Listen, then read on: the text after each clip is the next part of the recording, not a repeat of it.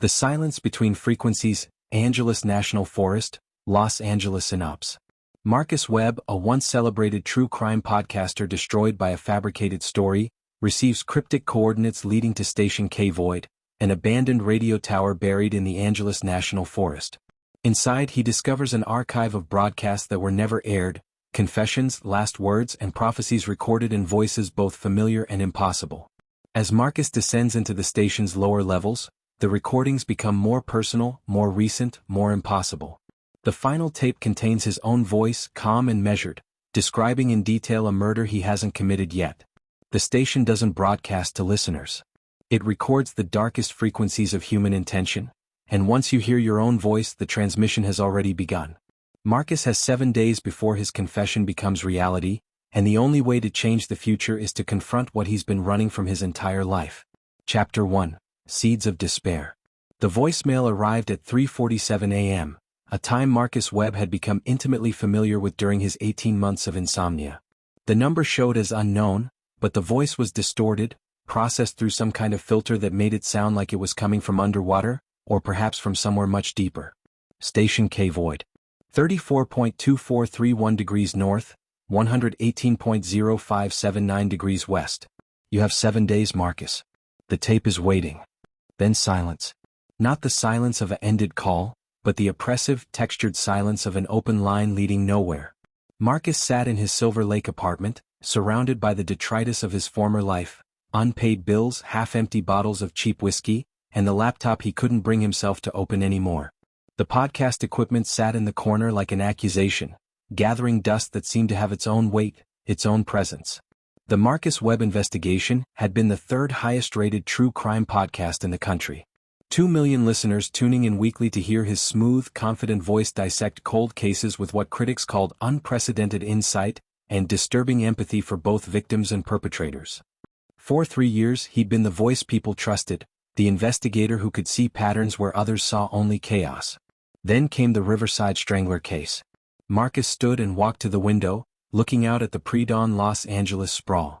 Somewhere out there, Jennifer Castellanos was still alive, still believing she'd escaped justice, still thinking Marcus Webb had destroyed his career with false accusations.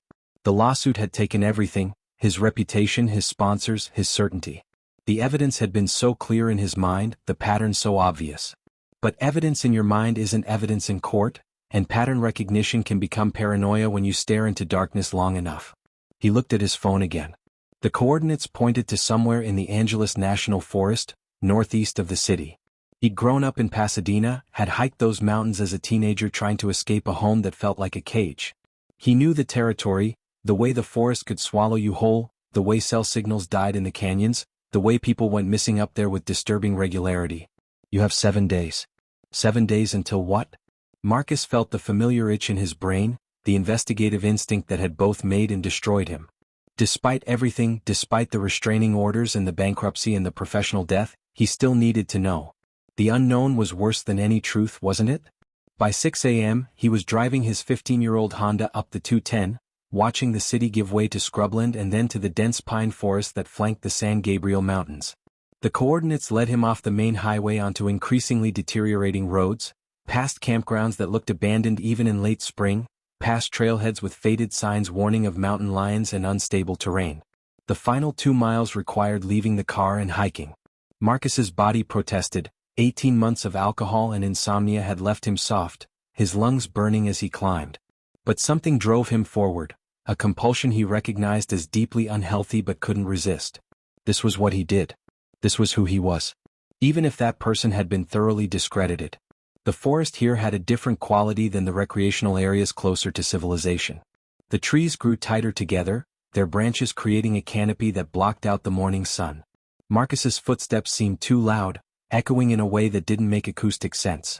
Occasionally he'd hear sounds in the distance, not animals but something that might have been voices, might have been wind, might have been the product of his exhausted, whiskey-damaged brain.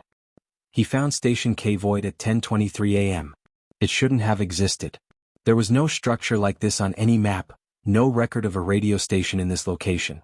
But there it stood, a concrete bunker built into the hillside, half buried by decades of vegetation and earth. A radio tower rose from the structure, maybe 60 feet high, its red paint flaked away to rust, its aircraft warning lights long dead. The door was metal, heavy, marked with a logo Marcus didn't recognize, a circle with radiating lines that might have represented broadcast waves or might have been something else entirely. The door was unlocked. Marcus stood at the threshold for a long moment, every instinct screaming at him to turn back.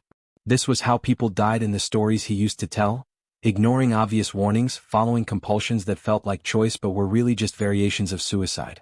But the alternative was returning to his apartment, to the voicemails from creditors, to the endless scroll through job postings that would never hire someone with his reputation. You have 7 days. He pushed the door open. The smell hit him first, not decay as he'd expected, but something antiseptic and stale, like a hospital room that had been sealed for decades. Emergency lighting flickered on as he entered, weak yellow bulbs that created more shadows than illumination. The entrance chamber was small, maybe 10 by 10 feet, with walls of bare concrete. A stairway led down into darkness. But it was the walls that made Marcus stop breathing. They were covered in names. Thousands of them, scratched and carved and written in substances he didn't want to identify. Some were recent, the edges of the carved letters still sharp.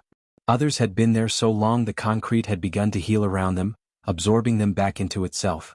Marcus recognized some of the names: missing persons cases, unsolved murders, people who'd vanished into the Angeles National Forest over the decades. And there, near the bottom of the stairs, carved deep, Marcus Webb.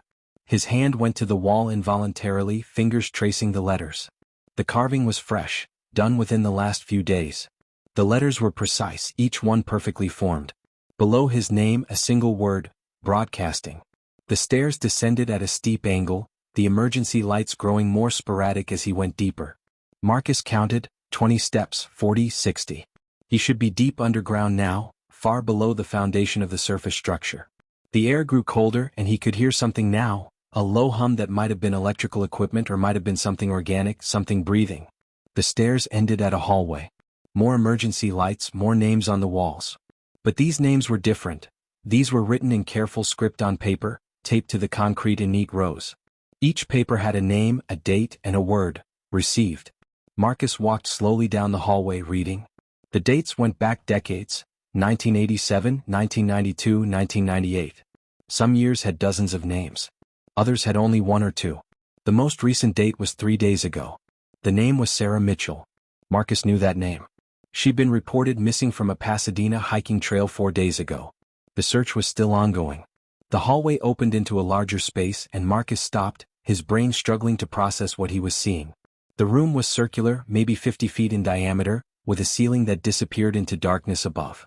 The walls were lined floor to ceiling with reel-to-reel tape machines, hundreds of them, maybe thousands, each one identical, each one slowly turning. The tapes were old, the kind Marcus remembered from his grandfather's collection. Brown magnetic tapes spooling from one reel to another in eternal loops. In the center of the room sat a broadcast console, vintage equipment that looked like it belonged in a 1970s radio station. Microphone, mixing board, headphones hanging on a hook. A single office chair, its vinyl cracked with age. And on the console, a tape deck with a fresh tape loaded, ready to play. A piece of paper was taped to the microphone. In that same careful script. Marcus Webb, confession recorded May 19, 2025 at 11:47 p.m. Play to confirm receipt. Today was May 13th. The tape was dated 6 days in the future. Marcus's hands shook as he sat in the chair.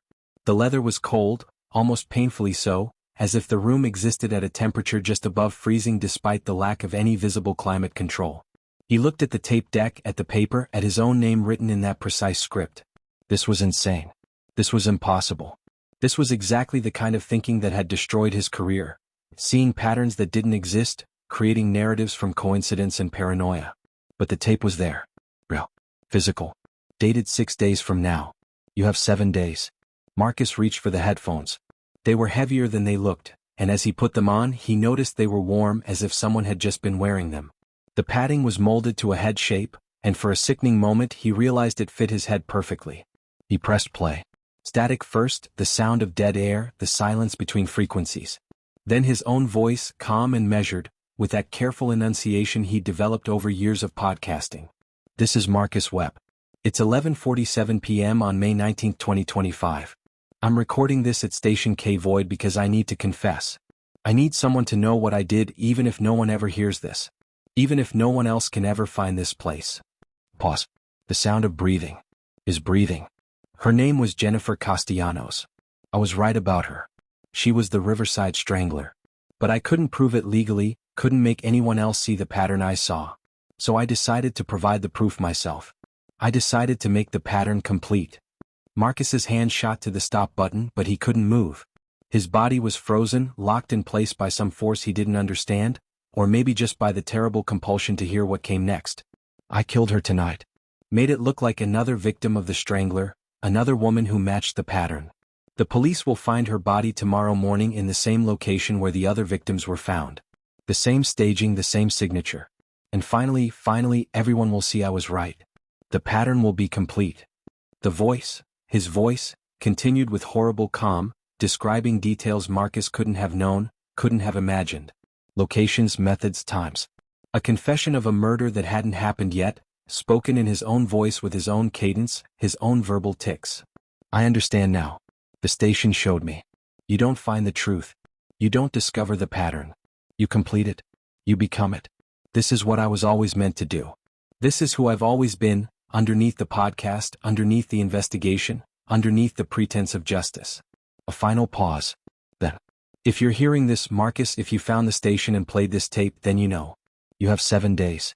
7 days to decide if I'm right about who you are. 7 days before the confession becomes reality. The station is never wrong. The station only records what already exists in the silence between frequencies, in the space between who we pretend to be and who we really are. The tape clicked off. Marcus sat in the silence, his heart hammering so hard he thought it might tear through his chest. The room seemed to pulse around him, the tape machines continuing their eternal rotation, recording nothing and everything, broadcasting to no one and everyone. He tore off the headphones and stood, stumbling backward. His mind raced through possibilities.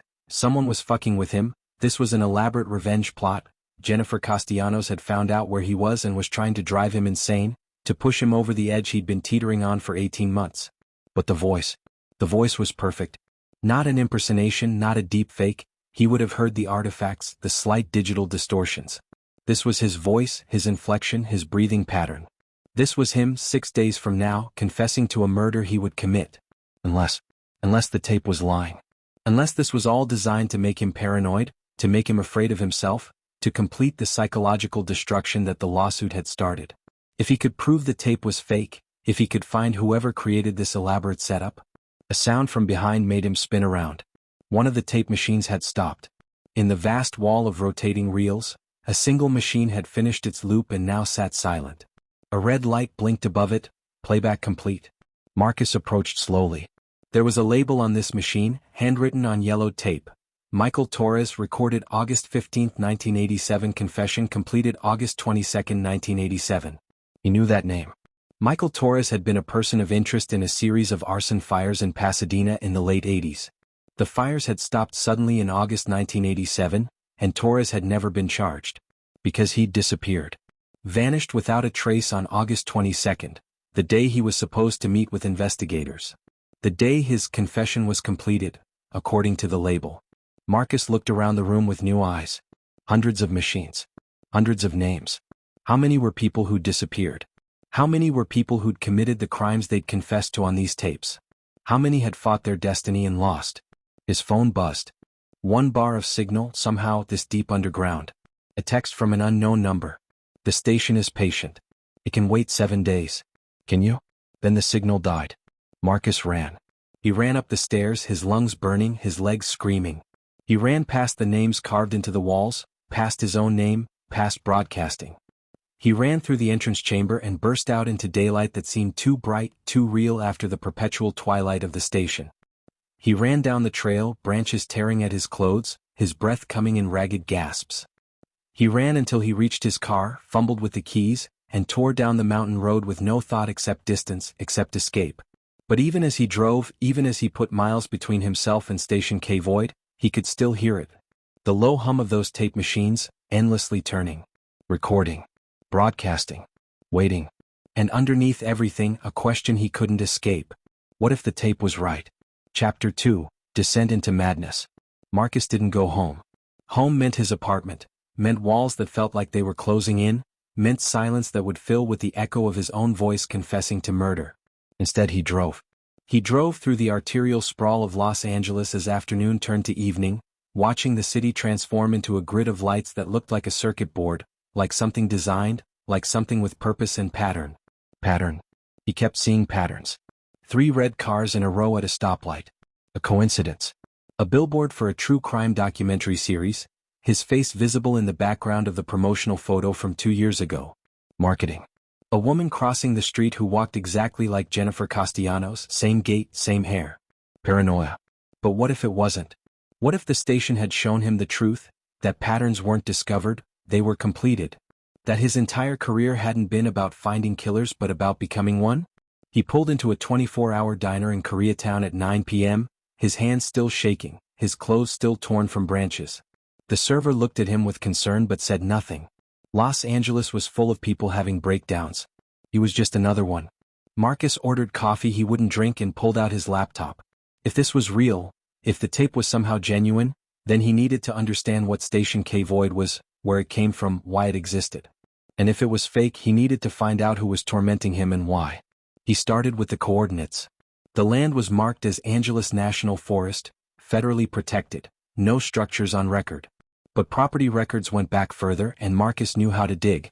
By 11 p.m., fueled by adrenaline and the investigative instinct he couldn't kill no matter how hard he tried, he'd found something. The land had been privately owned until 1962 by a company called Frequency Research Institute. The company had been dissolved in 1963, all assets seized by the federal government in a classified proceeding. The details were sealed, but Marcus found references in academic papers. Studies on electromagnetic field effects on human psychology, research into psychoacoustic manipulation, grants from defense contractors during the height of the Cold War. One name appeared repeatedly, Dr. Eleanor Voss, founder of FRI, a physicist who'd worked on radar systems during World War II and had become obsessed with what she called the frequencies of human intention. Her last published paper, from 1961, was titled Broadcasting the Unconscious, Electromagnetic Documentation of Premeditated Action. The abstract made Marcus's blood run cold. Human intention generates measurable electromagnetic patterns before conscious decision-making occurs. By recording these precognitive frequencies, we can document future actions with accuracy rates approaching 94%. Subjects exposed to recordings of their own future intentions demonstrate an 89% rate of behavioral compliance, suggesting that observation of potential futures creates causal loops resulting in their manifestation. The paper had been rejected by every major journal. Voss had been called a fraud, a pseudoscientist. The Frequency Research Institute had been shut down amid rumors of unethical experiments, subjects who'd gone missing, research that had crossed every ethical boundary. And then nothing. Eleanor Voss had disappeared from the academic record entirely. No death certificate, no forwarding address. Just gone. Marcus's coffee had gone cold. His reflection in the laptop screen looked haggard, eyes red-rimmed, a stranger wearing his face. Around him, the diner continued its late-night routine, a couple arguing quietly in a corner booth, a man reading a newspaper from 3 days ago, a server wiping down tables with mechanical precision. He noticed the server had wiped the same table 4 times now. The same circular motion over and over. A pattern. Stop. This was how paranoia worked. This was how you went insane, by seeing meaning in meaninglessness, by constructing conspiracies from coincidence. But the tape, his voice, the details he couldn't have known, unless he did know them. Unless some part of him, some dark frequency of intention, really was planning to kill Jennifer Castellanos. Unless the station hadn't predicted the future but had simply revealed what already existed in the silence of his unconscious mind. His phone rang. A known number. Marcus stared at it for 3 rings before answering. You went back to the station. A woman's voice, elderly, with the careful diction of someone who'd once lectured professionally. I'm sorry. I hoped you wouldn't. Hoped the coordinates wouldn't find you. But they always find the right people. Who is this? My name is Eleanor Voss. And I need you to listen very carefully, Marcus. You have 6 days now. 6 days before the confession becomes action. 6 days to break a pattern that's been running since 1961. Marcus's throat went dry. You're dead. You disappeared 60 years ago. A dry laugh. Disappeared into frequency, yes. It's what happens when you broadcast yourself too many times, when you become too entangled with the patterns you're trying to document. I exist between stations now, between the silence and the signal. But I can still help. If you want help. If you haven't already decided to complete the pattern. This is insane. Marcus stopped. Everyone in the diner was looking at him. The couple had stopped arguing. The man had lowered his newspaper. The server stood frozen mid-wipe. All of them staring. All of them silent. They can't hear me, Eleanor's voice continued. Only you can. Because you're tuned to the station now. Because you played the tape. Do you understand what you've done, Marcus? You've created an observer effect. You've collapsed the wave function of possibility into a single timeline. Your timeline. The one where you become what you've always feared you were. Marcus stood, threw cash on the table, walked out. The night air was thick with smog and the smell of Korean barbecue. He walked fast, phone still pressed to his ear. How do I stop it? You can't. Not conventionally. The station documents what will be, and by documenting it, ensures it becomes reality. It's a closed causal loop. Has been for every person who's found it over the last 60 years. Then why call? Why tell me this? Because there's one way to break the loop. But it requires understanding what the station really is, what I really created. It's not a prediction machine, Marcus. It's a resonance chamber. It amplifies the darkest frequencies in human psychology, guilt, rage, self-destruction. It finds the people who are already broadcasting those frequencies and gives them a destination, a completion, a purpose. You've been broadcasting for 18 months now, ever since the lawsuit. Broadcasting guilt and rage and the desire to prove you were right, no matter the cost. Marcus stopped walking. He was on a side street now, empty except for a homeless encampment under an overpass. The figures there sat unnaturally still, watching him. The station can only receive what you're already transmitting, Eleanor continued. If you want to break the pattern, you have to change your frequency.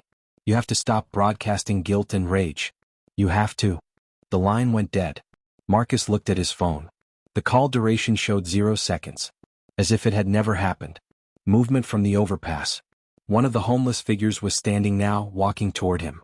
As it entered the streetlight, Marcus saw it wasn't a person but something else, something that moved wrong, that existed at the wrong angle to reality. He ran again. The next 3 days blurred together in a nightmare of insomnia and paranoia. Marcus holed up in a motel in Van Nuys, the kind of place that didn't ask questions and had locks that barely worked. He tried to eat but couldn't keep food down. He tried to sleep but woke every hour from dreams of confession, of his hands around Jennifer Castellanos' throat, of the moment when the pattern would complete and he would become what the station said he already was. He researched obsessively. He found 14 people who'd gone missing in the Angeles National Forest over the past 3 years. Hikers, supposedly. Accidents. But each one had a history, legal troubles, mental health crises, reputations destroyed by accusations they couldn't prove or crimes they couldn't escape. Each one broadcasting on a frequency of guilt and rage. On day 4, 3 days before the date on the tape, Marcus made a decision. He would go to Jennifer Castellanos. He would confront her, record the confrontation, prove once and for all whether she was the Riverside Strangler or whether he'd destroyed an innocent woman's life.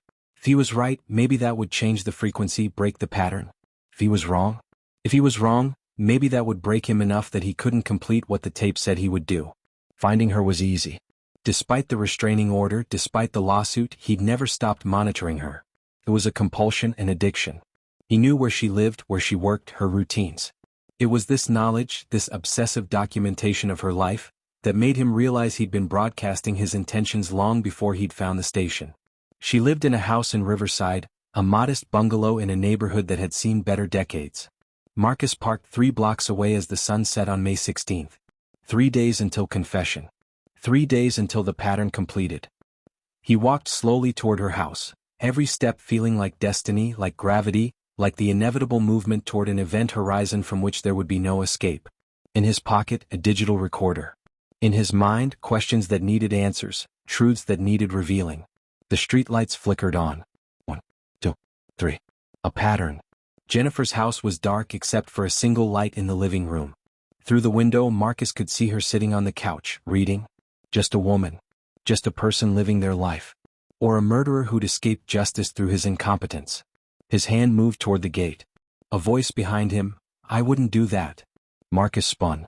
A man stood there, maybe 60, wearing maintenance worker coveralls. But his eyes were wrong, they reflected light like an animal's, like they weren't quite human. You're broadcasting so loud now, the man said. The whole station can hear you. You're almost ready. Almost complete. Who are you? Michael Torres.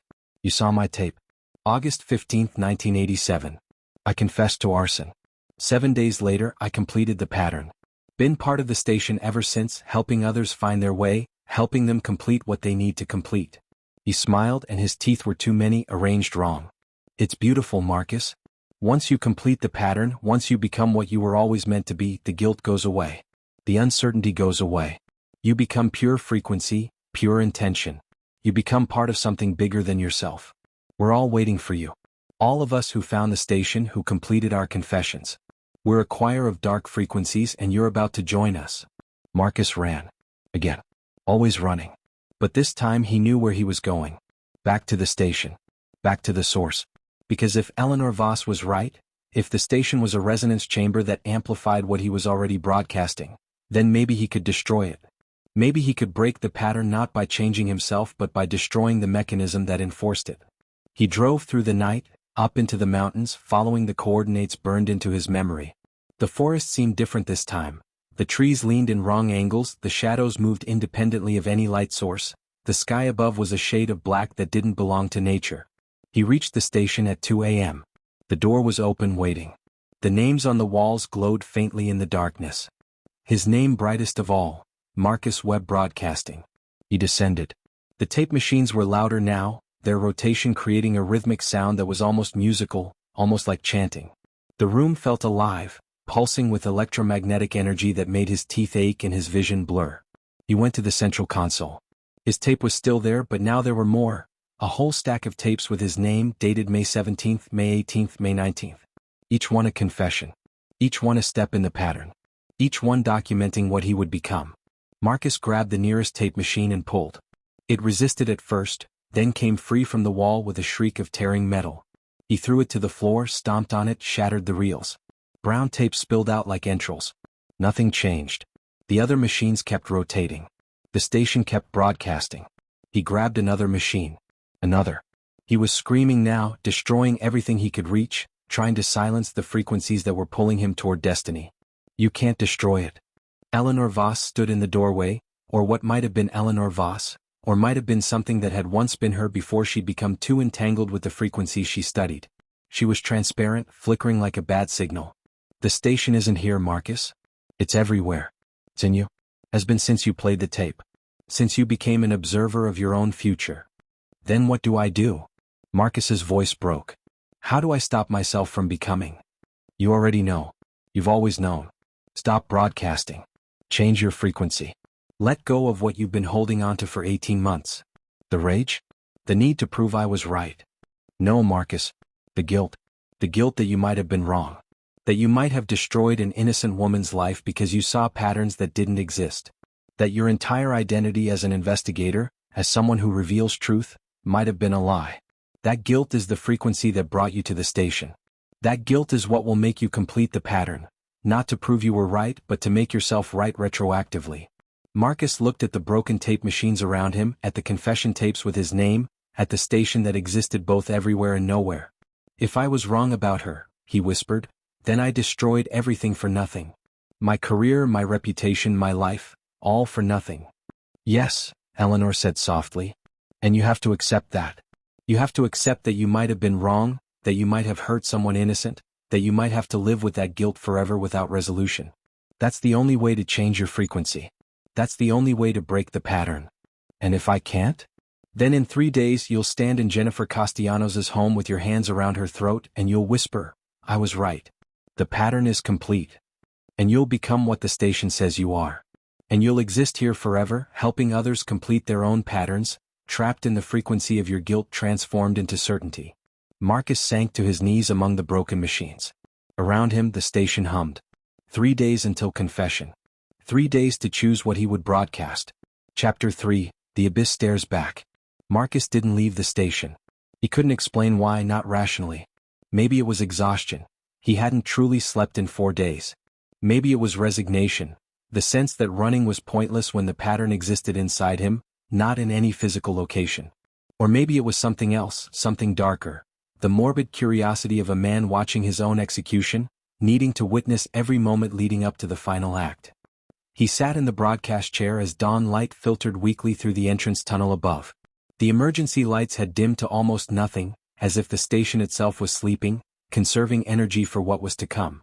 The tape machines continued their eternal rotation, but slower now, more deliberate. Like a heartbeat winding down. Or winding up. Marcus reached for one of the tapes marked with his name, May 17th, tomorrow. His hands shook as he loaded it into the deck. Eleanor's ghost or hallucination or whatever she'd been had vanished hours ago, leaving him alone with the question that had been eating him alive for 18 months. Was I right about Jennifer Castellanos? He pressed play. His voice again, but different this time. Younger. Confident. The voice he'd had before the lawsuit, before the destruction. The voice of the Marcus Webb investigation, at its peak. This is Marcus Webb, and I need to tell you about the pattern. Not the pattern I think I see, the pattern that exists whether I acknowledge it or not. Let me tell you about the real Jennifer Castellanos, the woman behind the mask of suburban normalcy, the woman I've been documenting for 3 years now. The tape continued for 23 minutes. It was meticulous, detailed, convincing. This version of Marcus, the one speaking tomorrow, laid out evidence Marcus had never found, connections he'd never made, details about the Riverside Strangler victims that matched perfectly with access and opportunity only Jennifer would have had. It was the podcast episode he'd always wanted to make. The one that would have vindicated everything. Except Marcus knew, with the awful clarity that only comes at 6 a.m. after days without sleep, that none of those details existed in reality. They were fabrications, the kind his desperate, obsessive mind would create if he spent tomorrow doing what he'd been unable to stop himself from doing for the past 18 months. Stalking Jennifer, watching her, documenting her life, finding patterns that didn't exist because he needed them to exist. This tape wasn't a confession. It was a manifesto. A justification for what would come the day after. He ejected it and loaded the May 18th tape. The voice was harder now, colder. I'm outside her house. It's 11:34 p.m. She's alone. I've been watching for 6 hours. The lights went out 20 minutes ago. I have the tools in my car, rope, plastic sheeting, the things that will make this look like the Stranglers' work. I'm not a killer. I want you to understand that. I'm a corrective force. I'm completing a pattern that should have been completed 3 years ago. Justice delayed isn't justice denied. It's justice that requires action from those who can see clearly. Marcus ejected the tape before it could continue. His stomach churned. He stumbled away from the console, dry heaving into a corner of the station. This was it. This was the trajectory. Tomorrow he would convince himself Jennifer was guilty. The day after he would act on that conviction. And the day after that, May 19th, 11:47 p.m., he would sit in this chair and record the confession that completed the pattern. Unless he changed his frequency. Unless he accepted what Eleanor had said, that he'd been wrong, that his entire investigation had been paranoid delusion, that Jennifer Castellanos was innocent and he'd destroyed her life and his own for nothing. But what if he hadn't been wrong? What if the station was lying, manipulating him into inaction so that Jennifer could continue killing? What if breaking the pattern meant letting a murderer go free? The thoughts spiraled, chasing each other like the tape reels, endless loops with no resolution. Marcus pressed his forehead against the cold concrete wall, feeling the carved names beneath his skin. All those people who'd sat where he sat now faced the same choice and completed their patterns. They didn't fight hard enough, he whispered to the darkness. They gave in. I won't. I can. A sound from above. Footsteps on the stairs. Marcus froze. Someone was descending into the station. Multiple someones, he could hear at least 3 distinct gates. The emergency lights brightened slightly, responding to the presence of other people, and Marcus could see shadows elongating down the stairwell. He looked around frantically. There was nowhere to hide in the circular room. The only other exit was a maintenance tunnel visible behind some of the tape machines, but it looked collapsed, blocked by fallen concrete. The footsteps grew closer. 3 figures emerged into the broadcast chamber. Marcus recognized them immediately, though recognition brought no comfort. The first was Michael Torres, the man who'd confronted him outside Jennifer's house. But Torres looked different now, more solid, more real, as if proximity to the station gave him substance. The second was a woman Marcus had seen in missing persons reports, Sarah Mitchell, who disappeared from a Pasadena hiking trail. Her clothes were torn, her skin pale, but her eyes were clear and focused. The third figure made Marcus's breath catch. It was himself. Or rather, a version of himself, Older, harder, with eyes that held certainty where his held only doubt. "Hello, Marcus," his double-set voice perfectly matching his own. "We need to talk about completion." Marcus backed against the console. "You're not real. Your hallucinations, products of sleep deprivation and—" "We're as real as you are," Sarah Mitchell said. Her voice was soft, almost kind. "We're the frequencies that completed their patterns. We're what you become when you stop fighting and accept what you're meant to do." "I documented her for weeks," the older Marcus said, stepping closer. "Jennifer Castellanos. I found proof, real proof, not the circumstantial connections that got us laughed out of court. And on May 18th I acted on that proof. I completed the pattern. And do you know what happened?" Marcus shook his head, unable to speak. "Peace. For the first time in years, peace. No more doubt. No more guilt. No more wondering if I was wrong. Because I made myself right. I created the evidence that proved what I'd always known. And then I came here and I recorded my confession and I became part of the station. Part of the pattern. Part of the frequency that helps others find their way to completion." "You murdered her," Marcus whispered. "I completed her pattern too. She was always meant to be the final victim. I just helped destiny along. And now she's part of the station too, helping others complete their own patterns. Everyone who gets killed by someone who found this place becomes part of the pattern. It's beautiful, Marcus. It's how the station grows, how the frequency spreads. Victims become broadcasters, and broadcasters become the signal itself." Michael Torres nodded. "I didn't just set fires.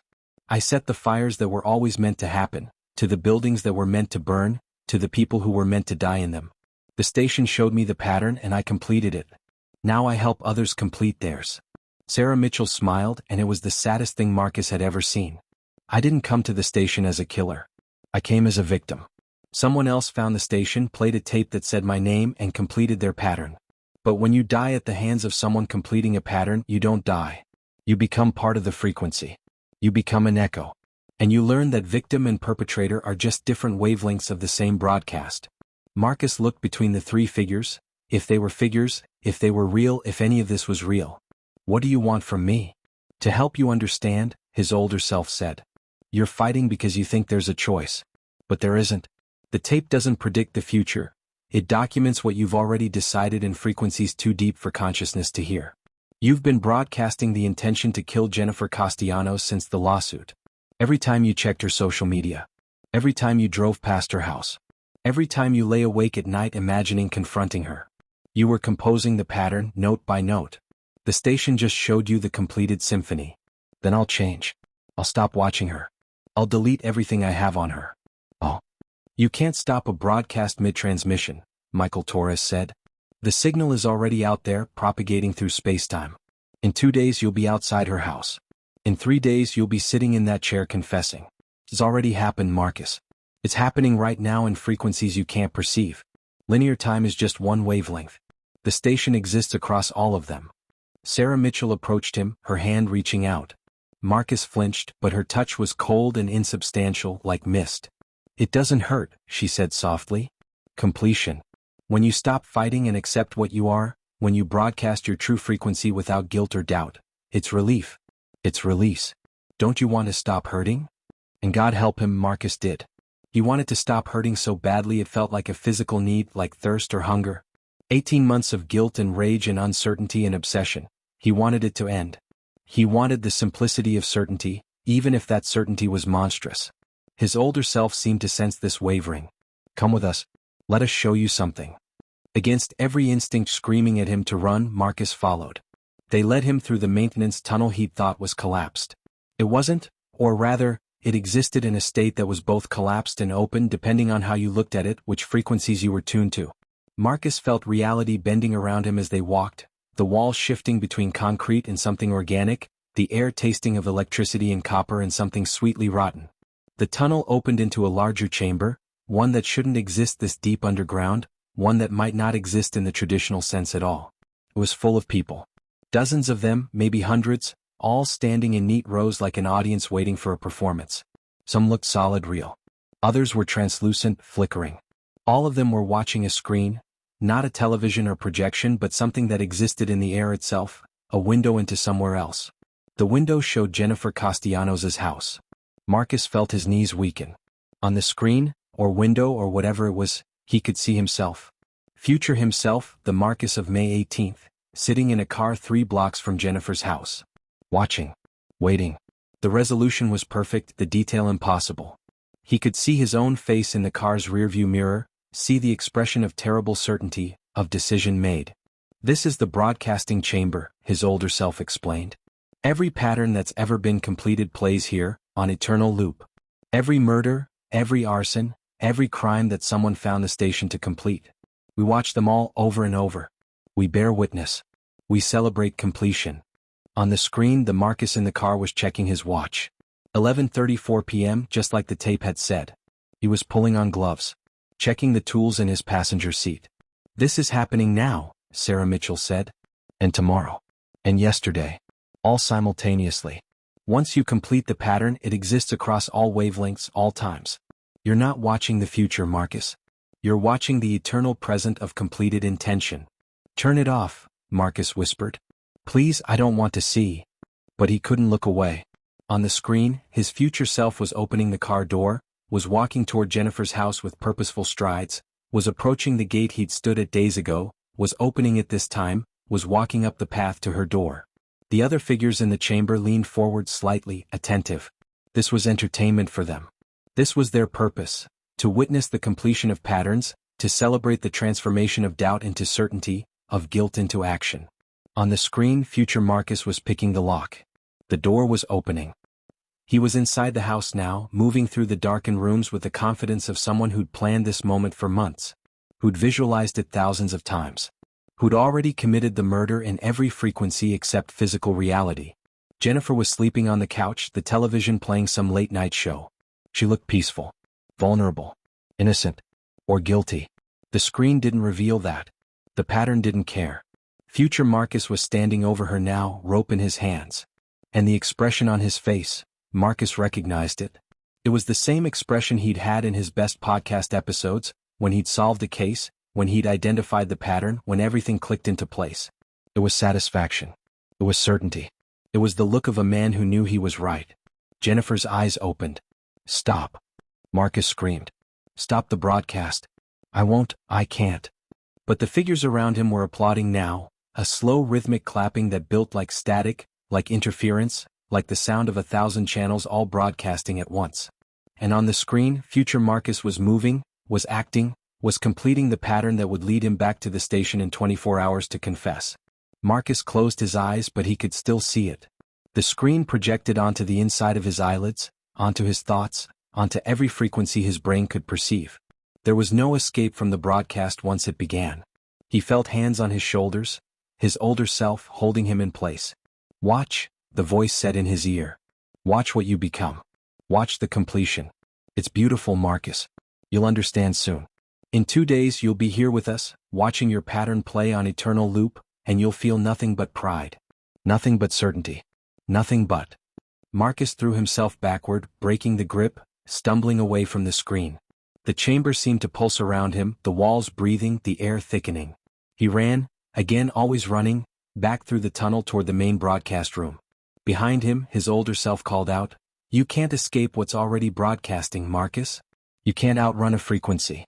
2 days. See you in 2 days." Marcus burst back into the circular chamber, gasping. The tape machine seemed to rotate faster now, urgently, hungrily. He grabbed the May 19th tape, his confession, the final piece of the pattern, and smashed it against the console. The plastic case shattered. Brown tape spilled out, and then reformed. He watched in horror as the magnetic tape flowed back into the case like water running uphill, like time reversing, like the universe correcting an error. Within seconds the tape was whole again, undamaged, waiting to be played. "You can't destroy what hasn't been created yet," Eleanor Voss's voice came from everywhere and nowhere. "The tape exists because you will make it exist. Destroying it here just means you'll create it again in 2 days. The only way to prevent its creation is to change what you'll broadcast when you sit in that chair." "How?" Marcus screamed at the empty air. "How do I change when everyone keeps telling me it's already happened, that I've already decided, that the pattern is already complete?" "By accepting that you might have been wrong. About Jennifer. About the pattern. About everything. By choosing to broadcast uncertainty instead of certainty. By living with guilt instead of transforming it into action. And if I can't? If the guilt is too much? If I need to know, need to be certain, need to be right. Silence. Then in 2 days you'll complete the pattern. And you'll exist in this station forever, watching yourself commit murder on eternal loop, feeling nothing but satisfaction. Is that what you want, Marcus? Is certainty worth your humanity? Marcus sank into the broadcast chair. His body ached. His mind felt like it was fragmenting, splintering into different frequencies, different possibilities. Tomorrow was May 17th. The day the first tape said he'd create the justification. The day after was May 18th. The day he'd act. And then May 19th. Confession. Completion. Transformation into something that was no longer quite human. 48 hours. He looked at the wall of tape machines, all those completed patterns, all those people who'd faced this same choice and chosen certainty over doubt, action over acceptance. I don't want to become that, he whispered. I don't want to be so certain that I can kill. But I don't know how to live with being wrong. I don't know how to accept that I destroyed everything, Jennifer's life, my career, myself, for nothing. How do you live with that? How do you broadcast that frequency? No answer came. Marcus sat in the chair as the tape machines rotated. As the station hummed. As the countdown to completion continued. Above, through the entrance tunnel, the first light of May 17th was breaking. The day his pattern would crystallize into intent. The day he would begin the final broadcast. Chapter 4, Eternal Scars. Marcus emerged from the station into the harsh light of May 17th at 8:47 a.m. He'd made a decision in those final moments before dawn, not about what he would do but about what he needed to know. If the station documented frequencies of intention, if it recorded what already existed in the darkness of human psychology, then maybe the only way to change his frequency was to confront the source directly. Not Jennifer Castellanos the symbol, not Jennifer the pattern, but Jennifer the person. The woman whose life he'd destroyed, whose reality he'd never truly considered because he'd been so certain of his own narrative. He needed to hear her truth even if, especially if, it contradicted everything he'd built his identity upon. The drive back to Los Angeles felt like moving through molasses, through a reality that had become viscous and resistant. Every red light lasted too long. Every billboard seemed to watch him. Every radio station he switched to played songs about guilt, about confession, about patterns completing themselves. He knew these were just coincidences amplified by his exhausted, paranoid mind. Or he hoped they were. The station had taught him that the line between pattern and paranoia was thinner than he'd ever imagined. That sometimes the paranoid are right not about external conspiracies but about internal ones, about the dark frequencies broadcasting from within. By noon he was parked outside Jennifer Castellanos' house. The restraining order said he couldn't come within 500 feet. He was violating it just by being here. But what was a legal violation compared to the murder the station said he'd commit tomorrow night? He sat in the car for an hour watching the house and hated himself for it. This was the behavior the tapes had documented. This was the pattern crystallizing. Every moment he spent here, he was broadcasting his obsession, feeding the frequency that would lead him back to this spot in 24 hours with rope and plastic sheeting and terrible certainty. But he couldn't leave without answers. At 1:15 p.m., Jennifer's car pulled into the driveway. Marcus watched her get out, a woman in her 40s wearing scrubs from her job at the Riverside Medical Center, carrying groceries. She looked tired. She looked normal. She looked nothing like the monster he'd convinced himself she was 18 months ago. She also looked nothing like someone who'd been secretly murdering women for 3 years. But would a serial killer look like a monster? Wasn't that the whole point? That evil wore mundane faces, that patterns existed beneath normal surfaces? Marcus got out of the car before he could think better of it. Jennifer saw him immediately. Her body language shifted, back straightening, keys positioned between her fingers as an improvised weapon, eyes scanning for witnesses or escape routes. The body language of someone who'd been stalked, who'd been terrorized, who'd learned to be afraid. Or the body language of someone who'd been caught.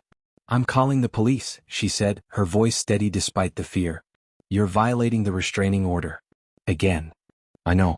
I'm sorry. I just need..." Marcus stopped. What did he need?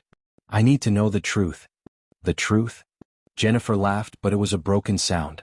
"The truth is you destroyed my life. I lost my job at the hospital after your podcast accused me of being a serial killer. I lost friends. My family stopped talking to me. I had to move 3 times because people who believed you would find me, would threaten me, would throw rocks through my windows. And even after the lawsuit proved you had no evidence, even after everything was dismissed, people still believe it. Because once you've been accused of something like that, the accusation never really goes away. Marcus felt each word like a physical blow. The pattern? There was no pattern. There were coincidences that your obsessed brain turned into connections. Yes, I lived near where some victims were found. So did 50,000 other people. Yes, I worked at hospitals where some victims had been treated. So did hundreds of other medical professionals. You took random data points and created a narrative because that's what you do. You find patterns even when they don't exist. But the strangler stopped after I accused you. After the lawsuit. That has to mean. It means the real killer got scared and stopped or moved or died or was arrested for something else. Or maybe there was no single killer. Maybe the Riverside Strangler was always just your creation, a pattern you imposed on unrelated deaths. Have you ever considered that? Marcus had. In the darkest hours of the past 18 months, he'd considered it constantly. But consideration wasn't acceptance. Wasn't certainty. How do I know you're telling the truth? He asked and heard how pathetic it sounded. Jennifer's expression shifted from fear to something almost like pity. You don't. You can never know for certain. That's what you can't accept, isn't it? You need certainty more than you need truth. You need to be right more than you need to be good. And that need, that's what's destroying you, not me. She turned toward her house, grocery bags in hand. Wait, Marcus said. There's something I need to tell you. Something that might happen tomorrow night. I need you to. To what? To be afraid of you? I'm already afraid of you, Marcus. I've been afraid of you for 18 months. You've already taken everything from me except my life. Don't take that too. She went inside and locked the door. Through the window, Marcus saw her pick up her phone, probably calling the police as she'd promised. He got back in his car and drove. Not away from the city, not back to the mountains, just driving in circles through Los Angeles as afternoon became evening.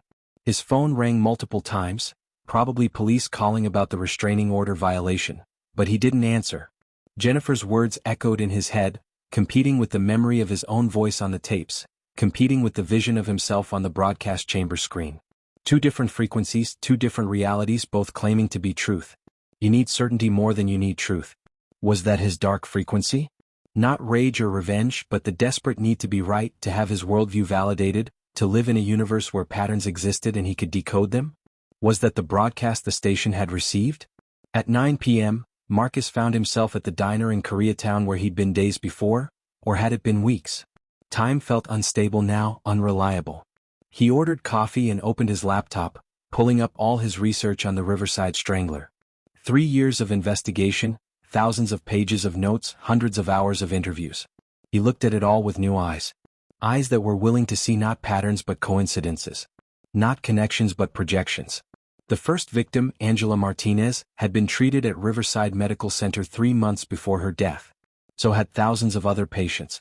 Marcus had focused on Jennifer because she'd been the night shift supervisor, but 12 other nurses had also worked that shift. He'd narrowed to Jennifer because of other connections that now looked increasingly tenuous. The second victim, Keisha Washington, had been found in a location near Jennifer's jogging route, but also near a major hiking trail used by hundreds of people daily. Marcus had surveillance footage showing Jennifer jogging that trail, but also footage showing dozens of other people. Yes, I worked at hospitals where some victims had been treated. So did hundreds of other medical professionals. You took random data points and created a narrative because that's what you do. You find patterns even when they don't exist. But the strangler stopped after I accused you. After the lawsuit. That has to mean. It means the real killer got scared and stopped or moved or died or was arrested for something else. Or maybe there was no single killer. Maybe the Riverside Strangler was always just your creation, a pattern you imposed on unrelated deaths. Have you ever considered that? Marcus had. In the darkest hours of the past 18 months, he'd considered it constantly. But consideration wasn't acceptance. Wasn't certainty. How do I know you're telling the truth? He asked and heard how pathetic it sounded. Jennifer's expression shifted from fear to something almost like pity. You don't. You can never know for certain. That's what you can't accept, isn't it? You need certainty more than you need truth. You need to be right more than you need to be good. And that need, that's what's destroying you, not me. She turned toward her house, grocery bags in hand. Wait, Marcus said. There's something I need to tell you. Something that might happen tomorrow night. I need you to. To what? To be afraid of you? I'm already afraid of you, Marcus. I've been afraid of you for 18 months. You've already taken everything from me except my life. Don't take that too. She went inside and locked the door. Through the window, Marcus saw her pick up her phone, probably calling the police as she'd promised. He got back in his car and drove. Not away from the city, not back to the mountains, just driving in circles through Los Angeles as afternoon became evening. His phone rang multiple times, probably police calling about the restraining order violation, but he didn't answer. Jennifer's words echoed in his head, competing with the memory of his own voice on the tapes, competing with the vision of himself on the broadcast chamber screen. Two different frequencies, two different realities, both claiming to be truth. You need certainty more than you need truth. Was that his dark frequency? Not rage or revenge, but the desperate need to be right, to have his worldview validated, to live in a universe where patterns existed and he could decode them? Was that the broadcast the station had received? At 9 p.m., Marcus found himself at the diner in Koreatown where he'd been days before, or had it been weeks? Time felt unstable now, unreliable. He ordered coffee and opened his laptop, pulling up all his research on the Riverside Strangler. 3 years of investigation, thousands of pages of notes, hundreds of hours of interviews. He looked at it all with new eyes. Eyes that were willing to see not patterns but coincidences. Not connections but projections. The first victim, Angela Martinez, had been treated at Riverside Medical Center 3 months before her death. So had thousands of other patients. Marcus had focused on Jennifer because she'd been the night shift supervisor, but 12 other nurses had also worked that shift. He'd narrowed to Jennifer because of other connections that now looked increasingly tenuous. The second victim, Keisha Washington, had been found in a location near Jennifer's jogging route, but also near a major hiking trail used by hundreds of people daily. Marcus had surveillance footage showing Jennifer jogging that trail, but also footage showing dozens of other people. The third victim, Lisa Chen, had dental records that showed treatment at a clinic where Jennifer had once volunteered. 3 years before the murder. Marcus had built an entire connection from a woman volunteering at a clinic years before someone else was treated there. Pattern or paranoia? Connection or coincidence? Truth or the desperate need for truth to conform to his narrative? Marcus spent hours going through every piece of evidence he'd collected. And as he did, he felt something breaking inside him. Not snapping suddenly but crumbling gradually, like a structure that had always been unsound finally acknowledging its own instability. He'd been wrong. Not just wrong about Jennifer specifically, but wrong about his whole approach. He'd been so focused on finding patterns that he'd created them. He'd been so desperate to be the investigator who solved the unsolvable that he'd manufactured a solution. He'd been broadcasting certainty when he should have been broadcasting humility.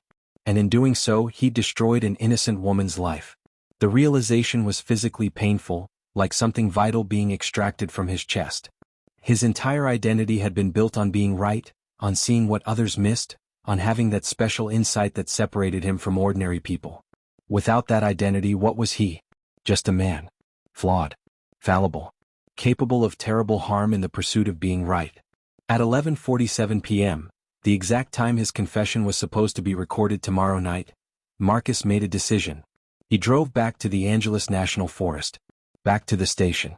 Not to complete the pattern but to break it in the only way he could see, by confessing not to a murder he would commit, but to the harm he'd already done. The station was waiting. Was always waiting. Marcus descended the stairs without hesitation this time. Past the names on the walls. Past his own name that still glowed, Marcus Webb Broadcasting. The tape machines rotated in their eternal cycle. The console sat ready, microphone waiting. But the stack of tapes with his name was gone. As if by spending the day confronting his certainty instead of feeding it, he'd erased those possible futures. Or maybe they'd never really existed. Maybe they'd only been projections of his fear, given substance by the station's ability to amplify psychological frequencies. Marcus sat in the broadcast chair. He put on the headphones. He pressed record on a blank tape. This is Marcus Webb. It's 11:58 p.m. on May 17, 2025. I'm recording this at Station K Void and I need to confess. His voice felt strange. His own but different, stripped of the podcast host performance, stripped of the need to convince or persuade. Just honest. Just human. I need to confess that I destroyed an innocent woman's life. Her name is Jennifer Castellanos, and I accused her of being a serial killer based on coincidences I convinced myself were patterns. I needed to be right so badly that I couldn't see I was wrong. I needed certainty so desperately that I created it where it didn't exist. The tape machines around him seemed to slow their rotation, as if listening. I came here planning to kill her. Not tonight, tomorrow night. The station showed me that future, showed me the pattern completing. But the pattern wasn't about murder. It was about my inability to accept being wrong. My inability to live with uncertainty. My need to be right even if it meant destroying myself and others. Marcus felt tears on his face. When had he started crying? I can't take back what I've done to her. I can't restore her reputation or give her back the life she had before I decided she fit my pattern. But I can stop. I can accept that I was wrong.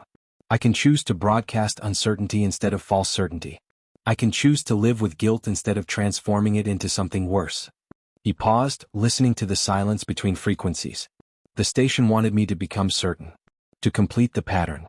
But maybe the only way to defeat the pattern is to refuse completion. To stay in the uncomfortable space between knowing and not knowing. To accept that some questions don't have answers and that's okay. That's human. Marcus reached for the stop button then paused. If anyone finds this tape, if the station is still here in years or decades or centuries, I want them to know. You don't have to complete the pattern. You can change your frequency. You can choose to broadcast doubt instead of certainty, questions instead of answers, humility instead of conviction. It's harder. It's less satisfying. But it's the only way to stay human. He stopped the recording. The station was silent. Not the oppressive silence of before, but something else. Something like release. Marcus ejected the tape and looked at it. Then, without overthinking, without giving himself time to doubt, he placed it in one of the empty machines on the wall. His confession. Not of murder, but of harm done through arrogance and certainty. The machine began to turn. The tape played on eternal loop, broadcasting not darkness but acknowledgement. Not completion but resistance. Around him, the other machines seemed to slow further. And Marcus thought he heard something, voices maybe, or just the settling of old equipment, that sounded almost like relief. He walked back up the stairs. His name on the wall no longer glowed. The word broadcasting had faded to nothing. At the entrance he turned back one last time. The station sat in its twilight, tape machines turning, holding patterns and confessions and frequencies of human intention both dark and light. Thank you, Marcus said to Eleanor Voss, to the station itself, to whatever force in the universe had brought him here. Thank you for showing me what I could become. And thank you for showing me I still have a choice. He walked out into the night. It was May 18th now, the day the tape had said he would kill. Instead he would spend it doing something harder, trying to make amends he could never fully make, living with guilt he could never fully absolve, accepting uncertainty he could never fully resolve. Behind him, deep in the station, a tape machine clicked off. A pattern incomplete. A frequency changed. A broadcast ended. Marcus drove down the mountain as the first light of dawn touched the Angeles National Forest. He didn't know what came next. He didn't know how to rebuild a life from the ruins of certainty. He didn't know if Jennifer would ever forgive him or if he deserved forgiveness. But he knew he wouldn't be returning to the station. Not tomorrow night to record a confession of murder. Not ever to complete the pattern that had been laid out for him. The choice to live with uncertainty, painful, uncomfortable, human, was the only broadcast worth sending. Epilogue, Echoes of the Nightmare. 6 months later, Marcus Webb sat in a small office in downtown Los Angeles, waiting for his court-mandated therapist to call him in. The walls were beige, the magazines outdated, the fluorescent lights humming with a frequency that used to make him paranoid but now just made him tired. He'd turned himself in the morning after leaving the station. Told the police about violating the restraining order, about his obsessive surveillance, about everything except the station itself. Because how do you explain that without sounding insane? The judge had been surprisingly lenient. Mandatory therapy, community service, a permanent restraining order with serious consequences for any violation, and a formal public apology that had been covered by every true crime blog and podcast that had once celebrated his work. The apology had been the hardest thing he'd ever done. Harder than facing the station, harder than accepting he'd been wrong. Standing in front of cameras and admitting that he'd destroyed an innocent woman's life because of his arrogance, his need for certainty, his inability to accept the limits of his own perception. It had felt like dying. But it had also felt necessary. Like the only broadcast worth sending. Marcus. The therapist's door opened. Dr. Sarah Kim, a woman in her 50s with kind eyes and a way of listening that made silence feel safe instead of oppressive. Come in. The sessions had been difficult. Dr. Kim specialized in obsessive-compulsive disorder and what she called certainty addiction. The psychological need for absolute answers that could drive people to increasingly destructive behaviors. Marcus had resisted the diagnosis at first. He wasn't addicted to anything. He was just thorough, dedicated, good at pattern recognition. But that was the addiction talking, Dr. Kim had explained. The belief that if he just looked hard enough, investigated deep enough, refused to accept ambiguity, he could arrive at absolute truth. It was a drug as powerful as any substance, and the withdrawal, learning to live with, I don't know, was agonizing. How was your week? Dr. Kim asked as Marcus settled into the chair across from her desk. Strange, Marcus admitted. I've been getting job offers. Dr. Kim raised an eyebrow. That is strange. Tell me about them. Marcus pulled out his phone, scrolling through emails. 3 different true crime podcasts want me to come on as a guest. Not to talk about old cases, to talk about what happened. About how I got it wrong. About the psychology of false certainty. They're calling it redemption arc content. How does that make you feel? Manipulated. Like they're turning my mistakes into entertainment. But also, Marcus paused, trying to articulate something he didn't fully understand himself. Also, like maybe it could be useful? Like maybe if I talk about how certainty addiction destroyed my life and Jennifer's life, it might help someone else recognize the same pattern in themselves before they hurt someone. And what about the part where it would put you back in front of a microphone? Back in a position where people listen to you, trust your insights, give you the validation you used to crave? Marcus felt the old hunger stir, that need to be the voice people trusted, the investigator with special insight. Then he felt something else. Recognition of the hunger itself, awareness of the frequency trying to broadcast. That's the dangerous part, he said. I want to say yes because it would feel good to be relevant again. But wanting to feel relevant is what started this whole nightmare. Dr. Kim nodded. So what will you do? I don't know, Marcus said, and felt the familiar discomfort of those words. Then added, but I think that's okay. I think not knowing and sitting with that might be the point. That's growth, Marcus. Significant growth. They spent the rest of the session discussing his sleep, still difficult but improving, and his continued temptation to Google Jennifer Castellanos, to check if she was okay, to monitor her life from a distance. Dr. Kim had been clear.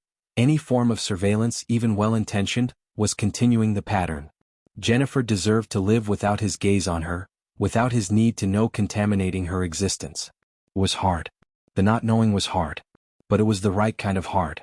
After the session, Marcus walked to the coffee shop where he now worked part-time. Barista at 38, with a useless podcast empire and a ruined reputation. Some days it felt like penance. Other days it just felt like life. Smaller, quieter, less certain but more honest. His coworker, Jamie, a college student studying psychology, was already behind the counter. Hey Marcus, someone was asking for you earlier. Older woman. Said she'd come back. Marcus felt a chill. What did she look like? I don't know, maybe 60? Wore this vintage coat. Kind of had this weird vibe? Like she was and wasn't quite there, you know? Eleanor Voss. Or the thing that had been Eleanor Voss. Marcus's hands shook as he tied his apron. She appeared 20 minutes later, materializing at the counter with the same translucent quality she'd had in the station. But different now, more stable, more present. As if the station's hold on her had weakened. Hello Marcus, she said. I'll have a black coffee. And a moment of your time if you're willing. They sat at a corner table away from other customers. Eleanor's coffee sat untouched. Marcus suspected she couldn't actually drink it, that the act of ordering was just a social convention observed by something that had forgotten how to be fully human. You changed your frequency, Eleanor said. It wasn't a question. You're the first one in 63 years to walk into that station and walk back out without completing the pattern. I don't think that's something to celebrate, Marcus said. I still hurt someone. I still destroyed Jennifer's life. Not completing the murder doesn't erase the harm I already caused. No, Eleanor agreed. But it breaks the cycle. It shows that the pattern isn't inevitable, that human beings can choose uncertainty over certainty, questions over answers. Do you understand what you've done, Marcus? You've proven that the station can be resisted. That its broadcasts can be changed. What happens to the station now? Eleanor smiled, and it was the saddest expression Marcus had ever seen. It fades. Without new patterns completing, without new frequencies adding to its signal, it loses power. The old broadcasts will continue. Michael Torres, Sarah Mitchell, all the others who completed their patterns will remain trapped in their loops. But no new ones will be added. Eventually, maybe in decades, maybe in centuries, the station will become just what it appears to be, an abandoned bunker in the woods. And people like me, caught between frequencies, will finally be able to rest. You're dying, Marcus realized. I've been dying since 1963. I'm finally finishing the process. And Marcus? Thank you. For fighting. For choosing the hard uncertainty over the easy certainty. For showing me that the machine I created doesn't have to define everyone who encounters it. She stood, her form already fading at the edges. One more thing. Jennifer Castellanos. She deserves to know that the real Riverside Strangler was caught last month in Arizona. Arrested for different crimes, but DNA evidence links him to those old murders. The pattern you thought you saw in her was real, but you were looking at the wrong person. Marcus felt his chest constrict. I was right that there was a pattern, but wrong about who? You were right about nothing, Eleanor interrupted gently. The real killer's pattern had no connection to Jennifer whatsoever. You created a false pattern by forcing coincidences into connection. The fact that there happened to be a real killer somewhere doesn't validate your methodology. You could have been right for the wrong reasons, and that would have been just as dangerous. Do you understand? Marcus did. He'd learned this in therapy, that even if Jennifer had somehow turned out to be guilty, his approach would still have been wrong. You couldn't build truth on paranoia and obsession and the need to be right. Truth required humility, required accepting uncertainty, required being willing to be wrong. Tell her, Eleanor said, her voice fading to almost nothing. Tell her the real killer was found. Tell her she can finally have full closure, not just legal closure.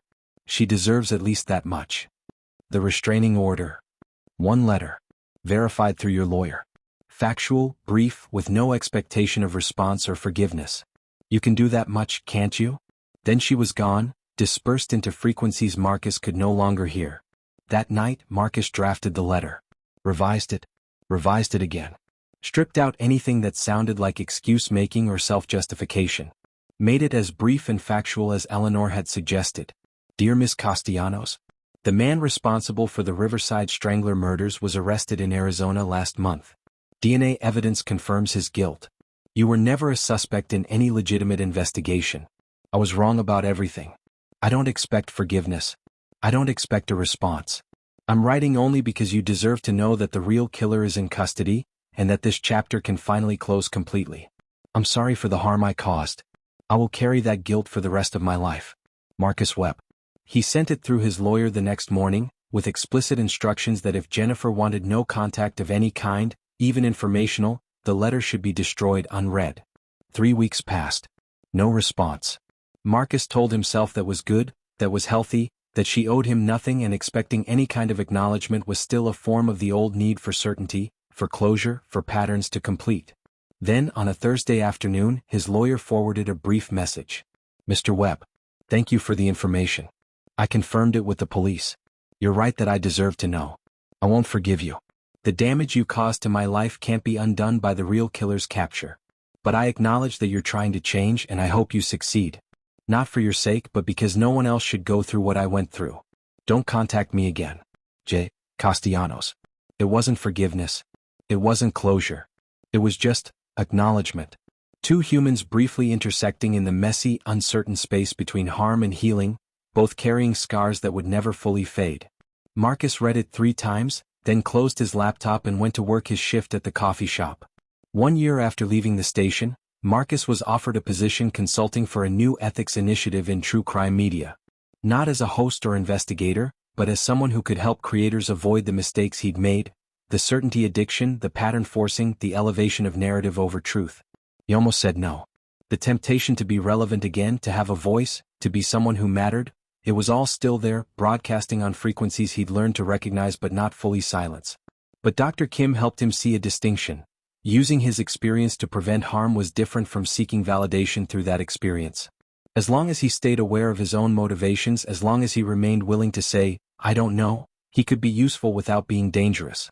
So he said yes, carefully, conditionally, with the understanding that the moment he started feeling certain again, the moment he started trusting his pattern recognition over evidence, he would walk away.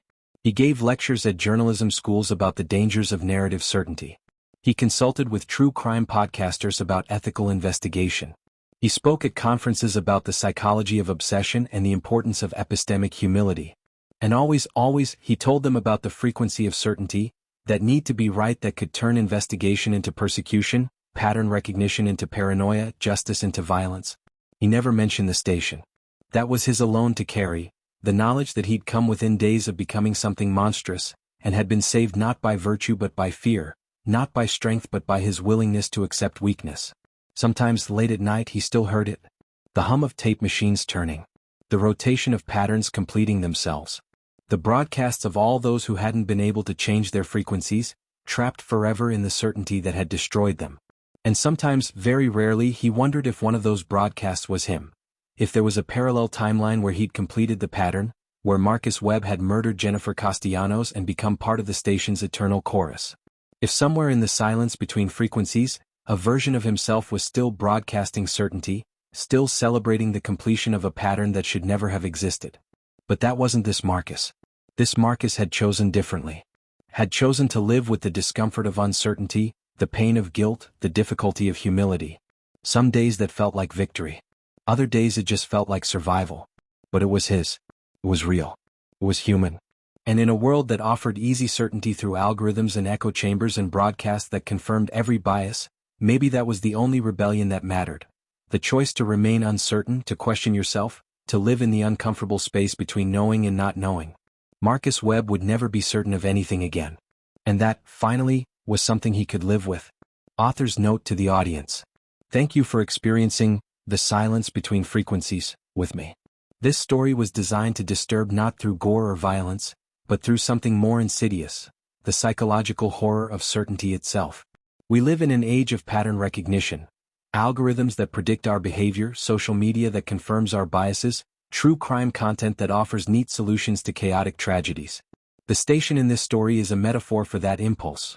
The need to impose patterns on chaos, to achieve certainty at any cost, to broadcast our convictions even when those convictions might be wrong. The real horror isn't the supernatural elements. It's the recognition that any of us could be Marcus Webb. That given the right circumstances, the right pressures, the right need to be right, we might choose certainty over truth, narrative over reality, completion over humility. If this story has stayed with you, ask yourself, what am I certain about? What patterns do I see that might be projections rather than discoveries? What broadcast am I sending into the world, and is it based on truth or on my need to be right? The station is real. Not as a physical location, but as a psychological frequency we all risk tuning into. The only way to resist it is to accept uncertainty, to question our own narratives, to live with the discomfort of I don't know. Stay uncertain, friends. Stay humble. Stay human.